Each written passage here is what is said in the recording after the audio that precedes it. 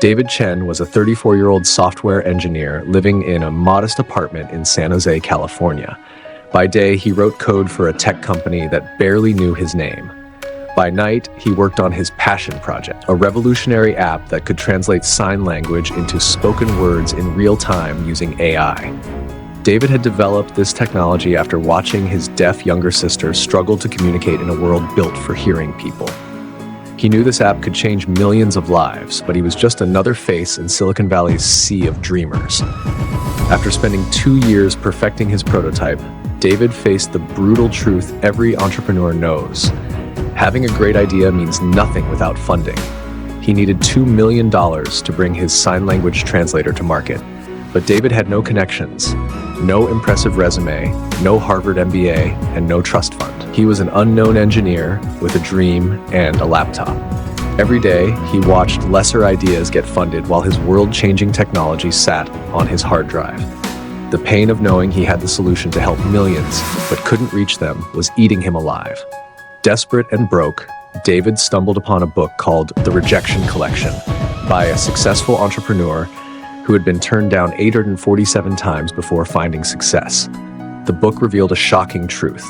Rejection wasn't random, it followed patterns.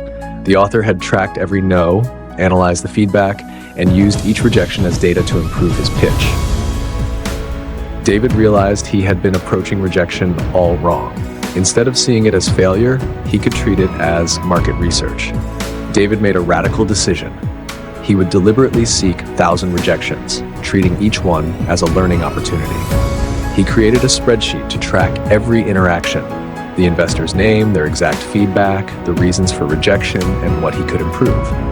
He started with angel investors, then moved to venture capitalists, crowdfunding platforms, and it even approached random successful people on LinkedIn. His mission wasn't just to get funded anymore. It was to get educated through rejection. The rejections came fast and brutal. Your market is too niche. Sign language technology isn't scalable. You're not the right founder for this. Come back when you have traction. By Rejection 500, David had heard every possible way to say no. But something magical was happening. His pitch was evolving. Each no taught him something new about his business, his market, or his presentation. He refined his app, strengthened his business model, and learned to speak the language of investors.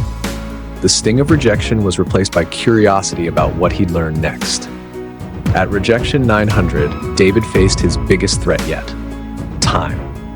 His savings were depleted, his day job was demanding more hours, and his sister needed expensive hearing aids that insurance wouldn't cover. Worse, a competitor had just launched a similar app with $5 million in backing. David was running out of money, energy, and hope. The finish line of 1,000 rejections seemed meaningless when he was about to lose everything that mattered. Rejection 999 came from the most prestigious VC firm in Silicon Valley. After months of meetings, they said his idea was interesting but not investment worthy. That night, David sat in his empty apartment staring at his spreadsheet. He had one rejection left to reach his goal, but what was the point? His competitor was gaining users. His savings account showed $347, and his sister had stopped asking about the app. He drafted an email to potential investor number 1,000, but couldn't bring himself to send it. Maybe 999 rejections was enough. Maybe he should just give up. The next morning, David's phone rang. It was Dr. Sarah Williams, the dean of the American School for the Deaf, who had heard about his app through his sister. She didn't want to invest. She wanted to tell him something crucial. David, I've been tracking your competitor's app. It's failing because they don't understand our community. They built technology for deaf people, not with them. But you've spent 999 meetings learning how to communicate your vision. That's exactly what our community needs. Someone who listens before they speak. That's when it hit him. His 999 rejections hadn't been failures. They had been his MBA in communication, perseverance, and resilience. Armed with this revelation and Dr. Williams' endorsement, David sent email number 1,000 to Impact Ventures, a firm that specialized in assistive technology.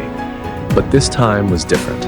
His pitch wasn't just polished, it was passionate, data-driven, and backed by real understanding of both his market and his mission.